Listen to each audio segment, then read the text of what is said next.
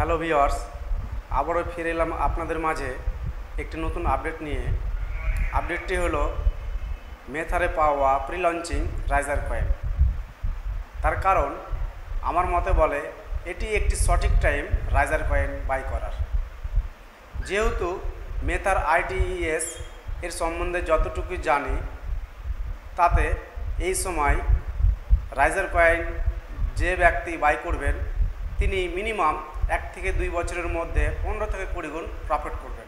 যেহেতু আপনারা জানেন মেথার এম কয়েন লঞ্চ করে 4ই নভেম্বর 2020, সেহেতু সে সময় যে ব্যক্তিগণ এম কয়েন ক্রয় করেছিলেন তিনারা 4 থেকে 5 টাকা দামে কিনেছিলেন। তাই আপনাদের আমি এটুকুই বলবো, এই মুহূর্তে যে ব্যক্তি রাইজার কয়েন বুক করবেন তিনারা ভবিষ্যতের জন্য প্রফিট করবেন। আপনারা হয়তো জানেন না, আগামী 30শে এপ্রিল পর্যন্ত এপিআর সিস্টেম 730 দিন নির্ধারিত রয়েছে।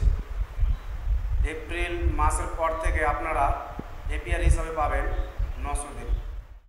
অতএব আপনাদের রিকোয়েস্ট করব, যত তাড়াতাড়ি সম্ভব আপনারা রাইজার কয়েন বাই করুন এবং হোল্ড করুন এবং ভবিষ্যতের জন্য প্রফিট কামান।